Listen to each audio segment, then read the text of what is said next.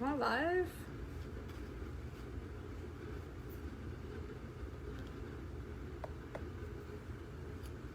Let's see.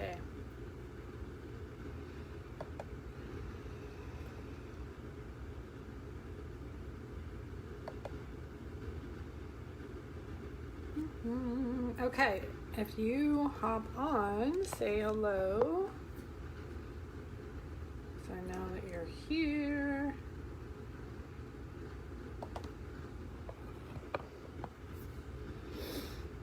Let me see.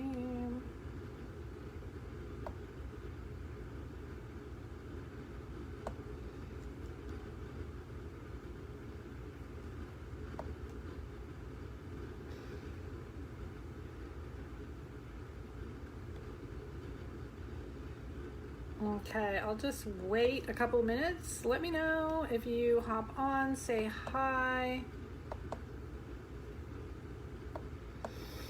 And then I will get started. Let's see.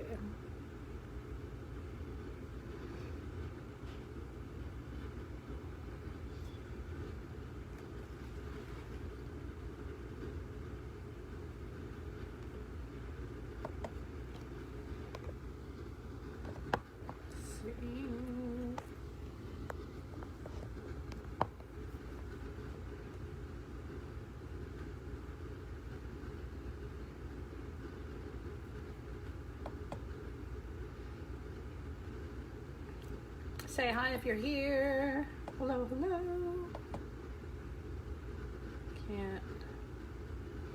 Don't look like I can share this video. I think I can.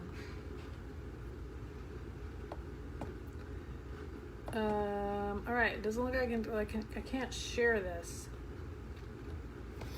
I don't know, Facebook. Okay, say hi if you hop on, say hello, I'll get started. I wanted to hop on kind of impromptu, hi, and talk about, I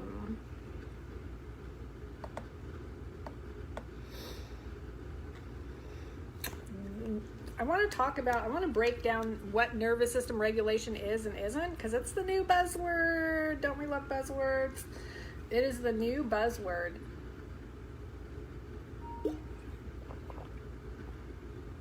I see it every day now. So nervous system regulation is the new buzzword, which is great because we need it. Lord knows we need it, right? But I want to break down what all that means. And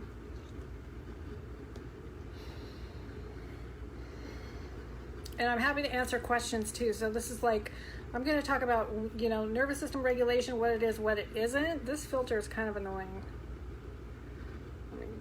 That's too blinky. All right.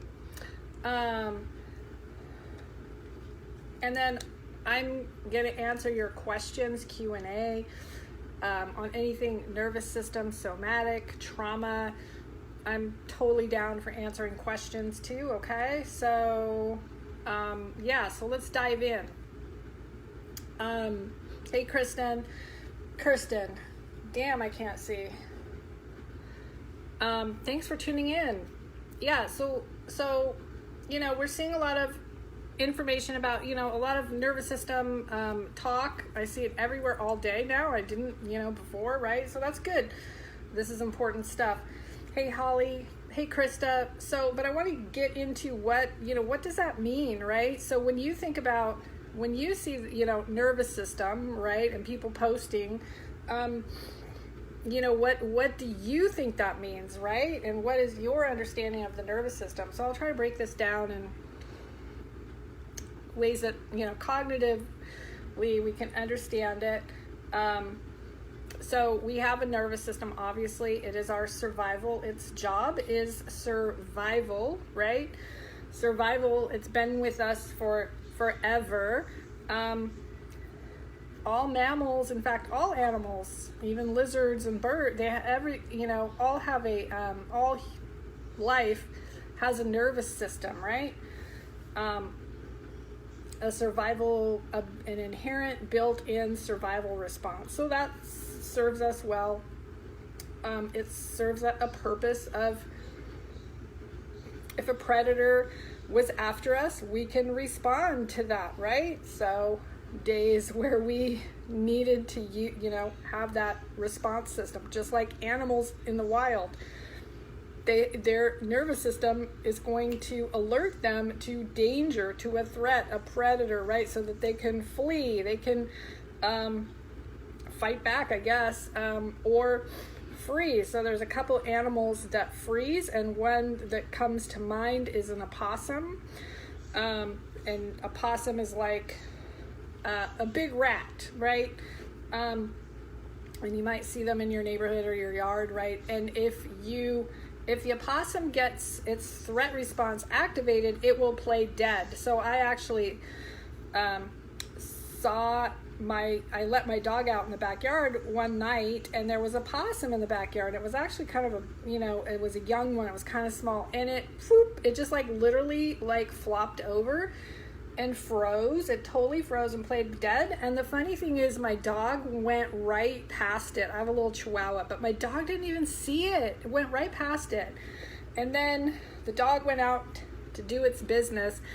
And then the next thing I looked over, and the possum was gone. So it froze, and it must have sensed the dog was gone, and it went somewhere else, right? So that is an animal that plays dead to stay safe, and hoping that a predator says, well, I don't want a dead animal, I want to go chase a live animal, right? And that, a predator says, no, I don't want you, and then that possum goes and moves on, right? So the thing is, if you notice, so that possum shakes off that stress response. And just like, let's say a lion is chasing a zebra and that zebra got away, that zebra will shake off that stress response, and then it will continue on its merry way until the next time perhaps a lion is chasing that zebra, right? The thing is, with humans, we have a higher level, we have higher cognition and brain, a higher brain. We can't shake off that stress response, right? Does that make sense? We internalize and suppress and take on those stress responses. So what most people have is developmental complex trauma. It's and of course, big T traumas, that plays a part too. But what most people have is traumas that occurred in your household, that occurred over and over and over again. So that can look like a lot of things, okay? But let me give you a couple quick examples of what that might look like. And here's the thing, clients and people I talk to, they always tell me, oh, but, my parents used to fight all the time, but they never directed that towards me. It would, so I didn't have any, that coming at me, but I witnessed it, I watched it. So that is, if you witnessed your parents fighting all the time, and some people are like, oh, what happened in your body? There's a tension, there's a tightness, there's a constriction, okay? They're like going at it all the time, and that occurred throughout your developmental years. That is going to have an impact on your brain and your body, okay? So then you think about, what did you do when your parents were fighting all the time? Did you just stay in your room to kind of try to get away from it? Did you go outside and play with your friends? Did you go to your friend's house because it was really uncomfortable at home? Thinking about, how that felt, right? And then thinking about, did your parents just fight and sweep things under the rug, or did anybody actually, did they resolve this? So I ask clients that, and they're like, oh no, nothing got resolved, nothing got solved, there was no healthy communication, and this just, it just got swept under the rug. Maybe there was a silent treatment, maybe mom went over here and dad went over here, and then nobody talked for a while, and then somebody, they just all of a sudden came back and said, hey, what's for dinner? Like nothing ever happened. Does that sound familiar to anybody's childhood? Let me know in the comments, right? So this is why it's so complex.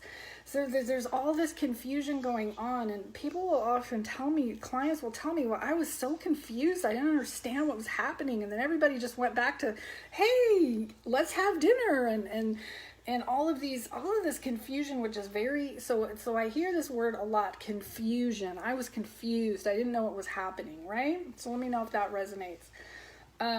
And so that creates instability in the nervous system. Another thing people tell me a lot is my household was like walking on eggshells. Does that resonate for anybody? Walking on eggshells, right? That is a nervous system instability issue, okay? So let's say, let me give you a couple more examples. Let's say, your dad was not present. He was at work. When he came home from work, he wasn't really present. And he didn't say much, but you had a feeling and you knew instinctively that you better not bother dad when he comes home from work. It's not a good idea to go ask him for help or ask him for help with your homework or ask him about whatever, get it. But I better just stay away from dad. He didn't have to say anything. It's a feeling, right? So it's a children are intuitive because their nervous system picks up signals, right? So, and I hear this all the time. Yep, don't bother dad. He didn't have to say a word. I just knew. I felt it, right? So, and maybe you felt mom, dad isn't it? So mom was trying to, okay, let me get dinner ready. Let me fix him his drink. Let me get, kids, okay, just go play over, you better go to your room now and, clean up. And there was an energy to your mom. That's, again, just one example, right? An energy that, also was dysregulation. So those are all signs of dysregulated parents. And of course, it could look like a lot of things: addictions, mental illness, sexual abuse, physical abuse, verbal abuse, either, directed at you or part of your family of origin. Much more than that. There's also what you didn't get. So emotional neglect or even physical neglect, right? So neglect, what you didn't get, what you should have had and you got ignored. You felt invisible. I hear that a lot from neglect survivors. I felt invisible, right? And you had your emotions shut down. So what happens is, over and over again, you learned that you couldn't express yourself because somebody directly told you that, or you just had a feeling that that wasn't a safe thing to do, and you had to suppress that. Suppress. Can't express anger, can't express sadness, and you also learned that nobody was really available for you to sit with you. Hey, it looks like you're sad, right? Nobody was regulated in your household, a parent, a caregiver, to say, hey, it looks, you're crying. Hey, instead of, I'm going to give you something to cry about, or go to your room, or put on a smile, it looks like you're really upset. Can I give you a hug? Or do you want to talk about it? Or, somebody that was regulated, right? If that didn't happen, that could cause some attachment and attunement issues.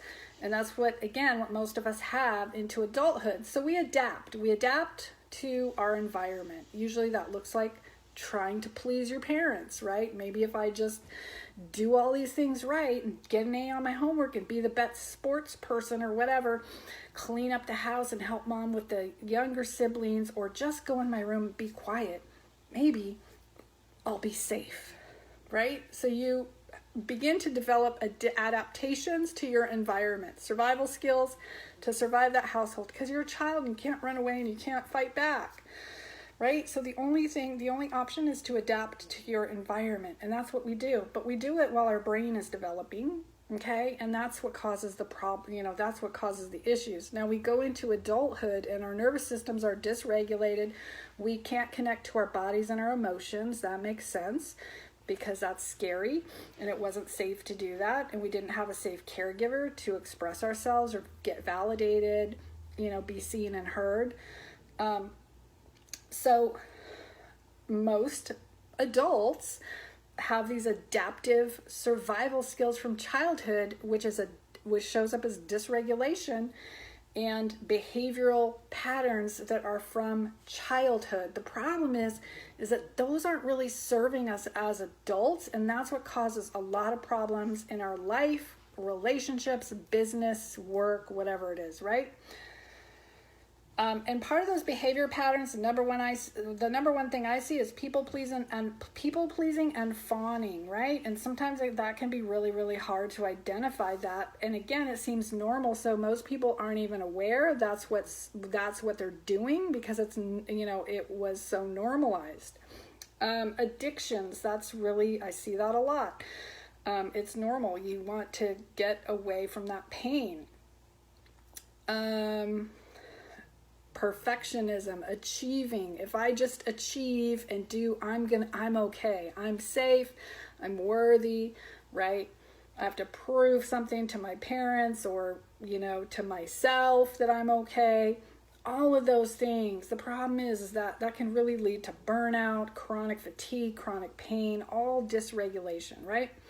So I'm going to get to the questions in a second. Yeah, procrastination, that's a big one. So procrastination, that shows, that is a nervous system issue, right? Fearful about money, that is a nervous system issue, right? It's a nervous system thing. Dysregulation. So now here's the part. I wish I could tell you that nervous system is like, boom, wave my magic wand and you're going to have a regulated nervous system. It doesn't work that way. These are very adaptive, very brilliant. Your nervous system is brilliant. Safety, keep you safe, keep you alive, and that is its job. So when we go and we want to get away from trauma, right? Nobody wants to, everybody's like, yep, that's in the past. I don't want to deal, go away, right? Nobody wants to feel the overwhelming pain of trauma, okay? And again, I've worked with hundreds of people. I ask them, and these are the number one reasons that come up. If I slow down and I stop to feel if I can even feel it, and a lot of people can't feel it, that's okay. If I slow down and I stop to feel what I'm feeling, I'm afraid I will shatter, I will break, I will not be able to get up again. And that was me too. Hi, Krista. Thanks for joining. That's the number one reason I hear. If I just out of sight, out of mind, and I keep going, then, it's in the past. That's the number one thing I hear, is that people are so afraid. And that makes so much sense, because it's like all that, right? But it gets harder and harder to suppress all that. It's harder and harder. Has anybody noticed that as you get older and you're like, suppress, oops, now I'm in my 30s or 40s or whatever, 50s, age doesn't really matter, but it gets harder to suppress. It gets overwhelming, and most people are like, man, I'm exhausted suppressing all this. So let's just let's just do it. Let's go, right? I'm ready. Let's go. I don't have a choice. And again, that was me. I don't have a choice. Let's go. Let's just freaking do it. So sometimes it takes that. It takes what it takes. It kind of takes that, So getting back to the nervous system. So the nervous system is very, very, very extremely brilliant and intelligent. And it wants to keep you safe. So regulation, healing. Let's say this. Healing, regulating, and healing requires another person with a regulated nervous system. That means they have had to have specifically done somatic experiencing with a somatic therapist or practitioner. It has to be done with another person, because your nervous system has to feel my nervous system, which is regulated, because that's a very different feeling. Right? And if you've never felt that, because often we go from childhood dysregulated parents to relationships and jobs that are also a bunch of dysregulated people, and a dysregulated partner that triggers our, trauma responses, right? Because we go to the familiar. So So most of the time, we've never felt somebody regulated, right? So your nervous system needs to feel another regulated nervous system. Now, sometimes that doesn't feel safe. I always say that I'm the boring, I don't know about you guys, but I used to be attracted to the really, I wanted that dopamine. So the guys that were like unavailable and bad boys, used to be attracted to the bad boys because they were like, ooh, wow. And I get that dopamine hit, and they would call and not call and whatever. And I'd be like, woo, woo. And my nervous system was like, but I like that because that was what was familiar. I like this chase. Let me go out there and let me get them. Right. It was craziness. Okay. Tell me I'm not the only one that's done that, please. Seriously. So, because those guys, the nice guys, they were boring. My nervous system actually didn't find that safe, right? So my nervous system did not find that safe. That was not familiar to me. I didn't trust that. It is crazy, right? But that is because that was familiar, right? So I actually feel a little weird and strange to people at first because I'm regulated. And if you've never experienced that, it takes a little while. So that's why I create a safe container, and safety is number one, right? So your nervous system can begin to feel what it's like to be safe. So that's co-regulation. Your nervous system has to feel my regulated nervous system. You cannot heal with a dysregulated person. And let's face it, there's a lot of dysregulated people out there, including therapists, okay? Other therapists that haven't done this work, they are dysregulated. I've had that experience myself. So that's the co-regulation. And the self-regulation is tools that I teach people how to help yourself self-regulate. When you feel those moments of anxiety, overwhelm, depression, strong emotions, dissociation, numb, all of those things, right? The fight, flight, freeze, fawn, numb, shut down. And usually people vacillate between both of those. Sometimes people are very, very shut down, and that's their state most of the time. And then some people are hyperarousal, very, anxiety, they talk really fast, they're very, you can see that they're super disconnected, they seem really overwhelmed. They're presenting as, really wired up, hyped up. That's nervous system dysregulation. Okay? And maybe you're thinking, wow, that's me, right? That's me. Or some people just are flat. They're flat.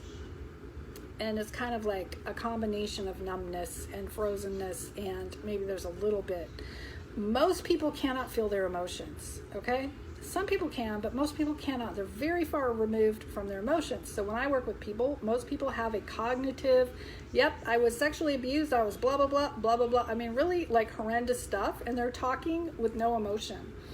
That's because they are very far, it doesn't mean that they're over it. It means they're very far removed from emotion. So that is what I see the most. That's what I see the most. Again, working with hundreds of people, most people can't connect with their emotions. It's not safe to do that. So it's way over here. So that's okay. That's totally normal. But we can't just dive into that. It takes time to build capacity. And since most people can't connect with their emotions, we have to work with sensation in the body. So we work with sensation first. Sometimes people can't even do that. And again, that makes a lot of sense.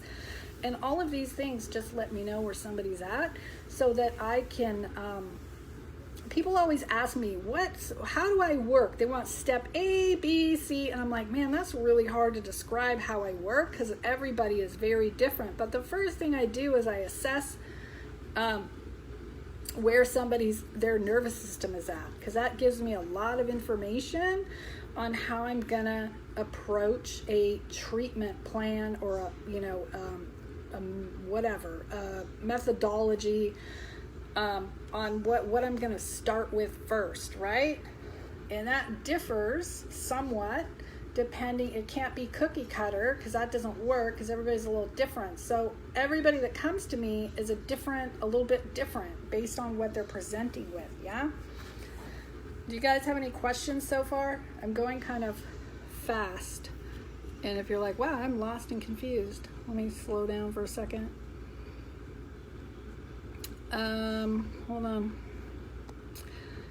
After a somatic session, how do people usually feel? Well, that's a good question. I don't know if you're still here, Kirsten, but let me answer that. So, well, one thing I do is I don't do like one-off sessions because this work, it just takes time, and one-off would not be really beneficial. So sometimes, most of the time, I'll be honest, people don't feel that great. This is not this is not work where you're like, oh wow, I feel great, I released a ton of stuff. Sometimes I might, we're barely doing, we're not doing a lot in the very first session or even 2 sessions. And a lot of times people have realizations of just how much they've suppressed. So a lot of times what I do is people don't really realize how much they've suppressed and what their the state of their nervous system. So I help people understand the survival responses and what's going on. Sometimes in the first session we're barely just tapping into we might do some grounding, orienting. We might do we might see if they if there's sensations, depending again what's going on, right? So it really depends. But I'll give a couple. What I always start with again is safety. The nervous system has to feel safe. It can't heal without safety. That's why even therapists or coaches or anyone that shames you or invalidates you or has you doing a lot of cognitive processes that your nervous system is already overwhelmed. I don't do that. I don't work like that. Because you're already overwhelmed. So, we want you out of your head and into your body, and that takes time, especially if you're somebody that has been a logic, heady thinker, or even a ruminator, somebody that ruminates. Or even somebody that has a harsh inner critic, or judging yourself, right? So a few things about somatic experiencing is it's really complex because trauma is complex, right? Yeah, it makes sense. Most people have trouble feeling in your body, and it makes sense that you would have trouble feeling your body because we got cut off from our body and we stay in our head. How many people stay in their head and they're not connecting with their body, right? Like 99% of the planet. So for somatic work, we start with finding a felt sense of safety in your body. Felt sense of safety. And if you've never experienced safety, you don't know what that feels like. And we grew up with trauma in unsafe homes, we're not going to know what safety feels like. So we have to build safety in your nervous system. And we have to build safety for a lot of different, capacities, right? So we build capacity. Yeah, it's totally normal to have a hard time feeling in your body. That's exactly right. Thank you for sharing that. It's really normal because you got cut off from your body, so you don't know what's happening in your body. But the relationship that you build with your nervous system and your body, that is the transformation. That is gold. Your relationship with your thoughts is not even the truth. Your truth and your authenticity and who you are and how you get to know yourself comes from your body and your nervous system. That relationship that got broken during traumatic, experiences in your childhood, or experiences that it doesn't even have to be like what you think is trauma. Like it could be an experience that overwhelmed your capacity to handle that situation. trauma cuts us off from our bodies, right? So trauma by itself takes us away from what we're feeling, because a couple of reasons. We didn't have parents that were attuned to us or regulated. Their nervous system wasn't regulated. So assuming that your parents weren't regulated for many reasons, they weren't present emotionally, right? They said, hey, stop crying, or I'm going to give you something, or go in your room and stop acting like that. Or maybe they didn't say anything. Maybe that was just a look, or you felt something like, I'm not going to bother them. They're not available. So I had to go and I had to be with my own emotion, and I learned not to express it because expressing my emotion had a bad reaction, right? So then I adapted, and I learned that I'm going to adapt myself to what my parents want me to be, right? So I'm not going to express how I'm really feeling. I'm going to adapt, because if I express myself, they're going to get mad at me, and maybe I'm going to get punished, or I'm going to feel worse than I'm already feeling. So I'm going to adapt to what my parents want me not expressing myself. They don't express themselves. If they do, they blow up in rage. They don't know how to, they're dysregulated, right? That is why we don't have access to our bodies, because no caregiver was attuned to us or regulated to be able to handle our emotions, right? But that's your true self. So nobody let you be yourself. Nobody let you be an individual. Hey, stop that. Don't do that, right? Or whatever it was. Does that make sense? That's why we get cut off from our body. Our body isn't safe. We had to go into survival. Survival. I gotta survive this. And little kids don't know, hey, there's something wrong with my parents. No. Well, you might have felt that. You might say, but we take it on. There's something wrong with me. There's something wrong with me. I must be bad. And that creates the shame, right? I must be bad. I must be doing something wrong. I'm not worthy. I'm not good enough. Yeah? So that creates all that away from our bodies. We go into adults, we have these adaptive survival responses and nervous system dysregulation, and we just want to get away from that shame. So we become who the world or your job or your partner or whatever, I'm going to be a people pleaser. I mean, we don't consciously do that, right? But that's what most people do. So getting out of survival mode is hard, because your nervous system has been in survival mode a long time. And so that's where the part of finding safety in your body. So that's why nervous system regulation is not like doing yoga. Now, can that calm you in the moment? Yes. Is it healing or getting you out of survival mode? No, because I did yoga for 20 years and my trauma still blew up in my face. Journaling, meditation, no.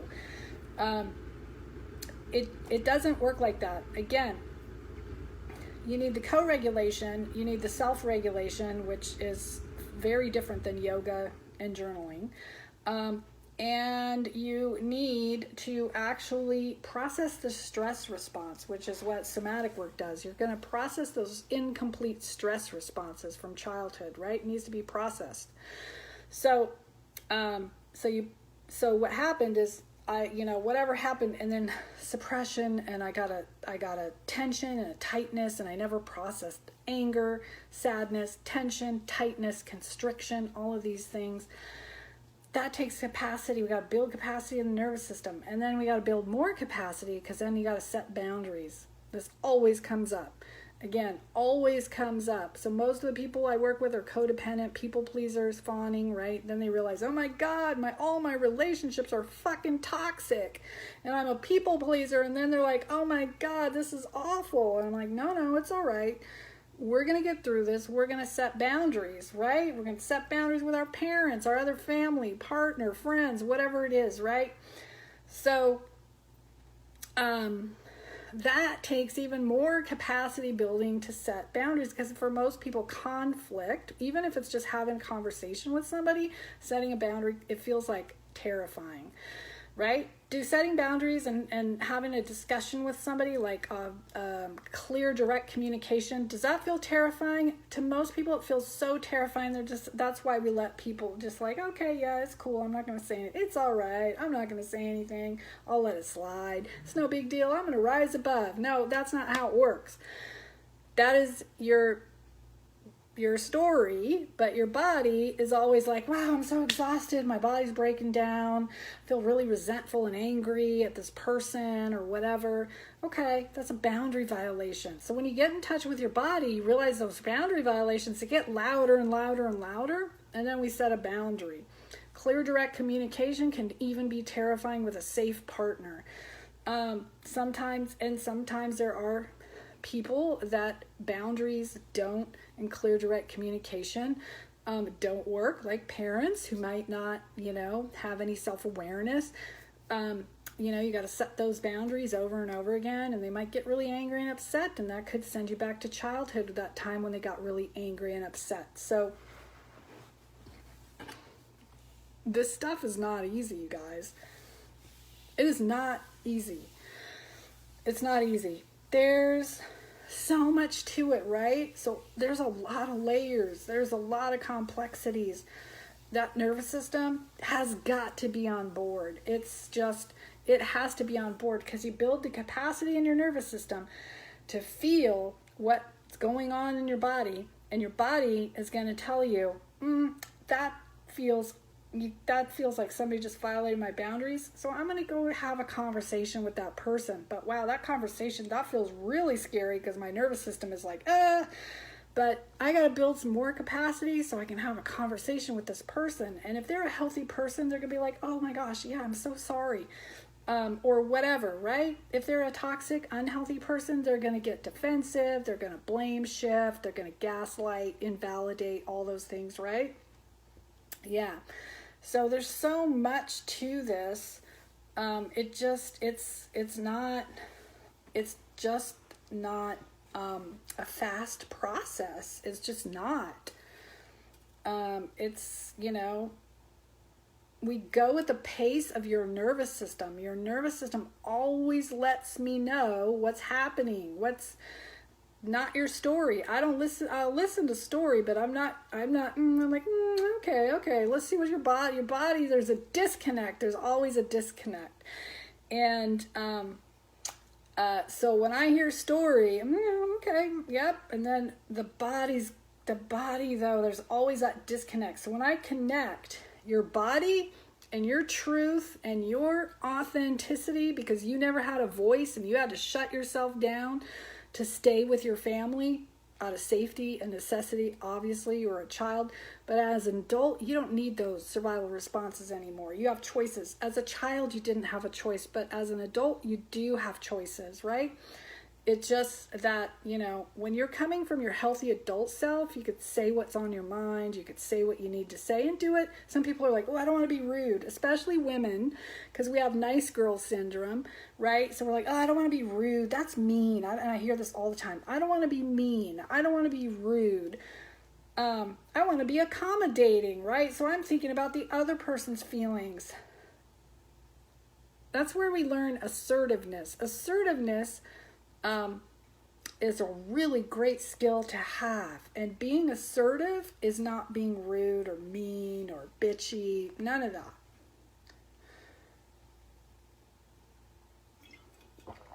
Any questions about that?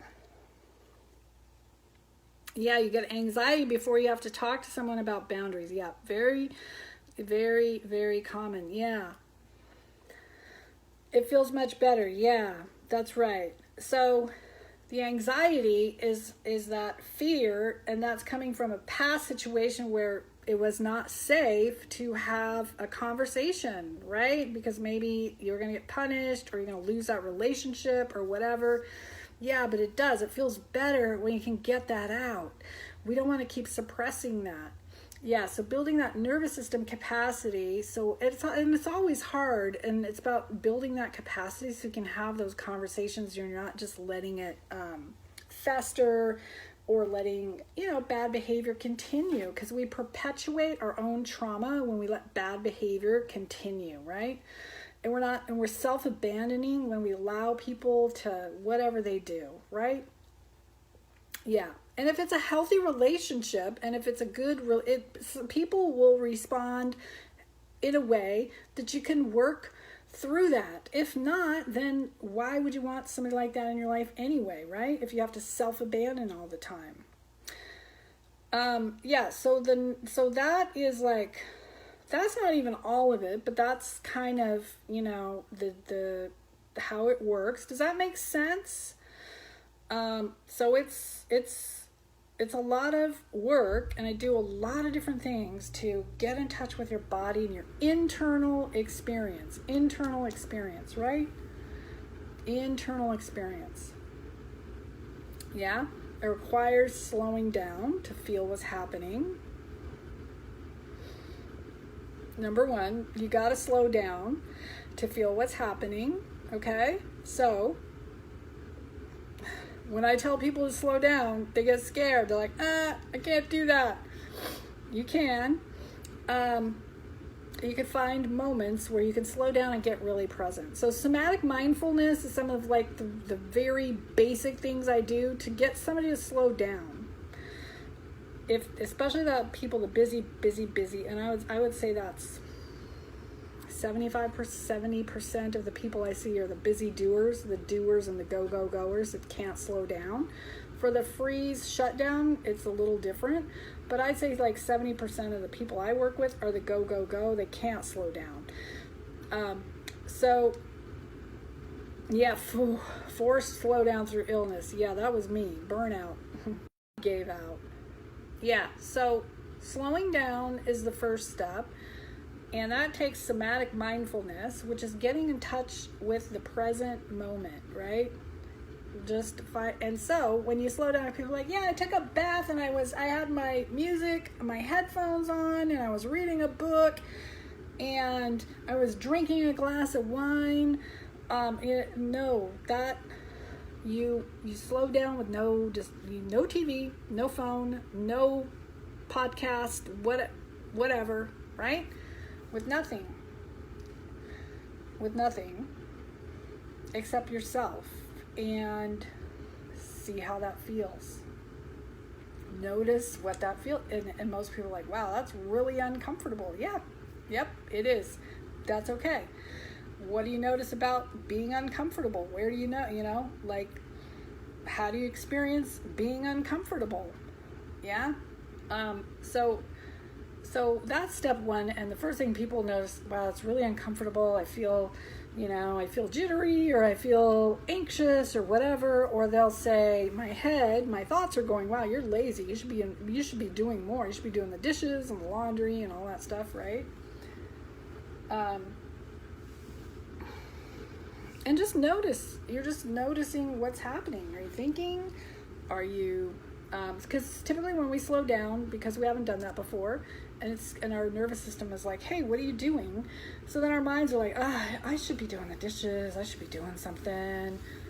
Just notice what is happening, and then see if you can come back to your body. So your mind's like, nope, we're not going to the body. Ooh, that's not safe. Okay. Can I just put my hand on my chest and take a long exhale? And notice if that helped or not. And then if you're like, wow, this is just so bad and uncomfortable, maybe your body wants to move. What does your body want? Ask your body, what do you want to do? Do you want to move? Do you want to stretch? Try different things. Can I stretch? But the main thing is that most people think they're slowing down. Yeah, I just sat on the couch and I was watching TV because, I had a long day. That's not it, because you're still not present and you're distracted with something, right? So try slowing down with no distractions and seeing what you notice. That's seeing what you notice, right? It sounds simple, but it's really hard for most people. Yeah, so it's not really about surrender, because surrender is kind of especially in the personal development surrender is like this forced thing, right? But if you think of somatic mindfulness, it's just noticing what's happening, in your body. Yeah? So start with that. So going back to what nervous system regulation is, if you guys have questions, pop it in, because I'll kind of wrap this up. So it's somatic mindfulness, it's grounding, it's orienting, it's pendulation, titration, and noticing. And I'm sure it's a whole bunch of other things too, but there is so much to nervous system regulation, because that nervous system is so damn smart. It's gonna freaking win every single time. It's too intelligent. It's way more intelligent than your prefrontal cortex, your executive no.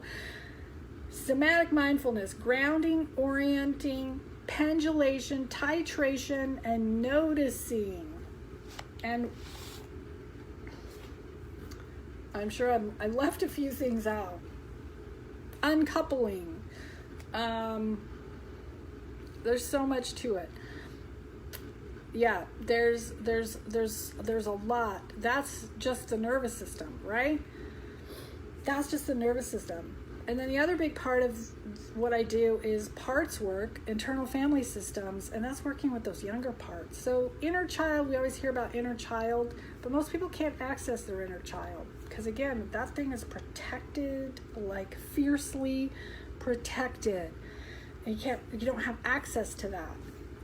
So that's a whole other another thing that we work on to access those parts of you that you can't access, and we do that very carefully, because they are tucked away for good keeping, right? So again, I know this was a lot. It's a lot to take in, so just give yourself some grace and compassion. That's why this work is it's really complex. So although nervous system is a buzzword out there right now, and I see people using it in all different ways, and I know a lot of the people using the word, they may have some training, a lot of them don't have training, and they're just using a buzzword. So I want you to know that it's not fast, it's not easy, and it takes time, and it's really important to if you're going to work with somebody specifically on nervous system, that they're properly trained, because again, this is not, it's delicate, it's complex. Developmental trauma cannot be messed with, or you'll get re-traumatized, right? Or you'll have like some emotional reaction, or re-traumatization. Yeah. So again, it's okay to ask people questions. It's okay to ask people, a therapist or whoever you're thinking about working with. Absolutely ask those questions. So important to get the right fit. Yeah, it's really, really important to get the right fit, because this is like the deepest, delicate work that you're going to do. Especially if you tried like everything else, this is going to be the deepest, delicate, hardest fucking work that you're going to do. This is the work, right? This is the work. There isn't anything harder than this work, and that's why most people avoid it. And yeah, sometimes that means your body breaking down, or having some kind of, breakdown, right? Before we get to this. But yeah. So really important to have a regulated person hold space, be able to witness you and hold space for you. Any other questions before I go? All right, so if anybody's interested in working one-on-one with me, feel free to DM me. I have about one spot available for one-on-one work, and the only day I have is a Thursday right now. So again, depending on time zone and all that, I only have Thursday, one spot, for one-on-one work. if you're watching the replay and you have questions, hashtag replay, and I'll come back and answer questions for you. All right, you guys. Thanks for tuning in. Appreciate you. I'll see you later.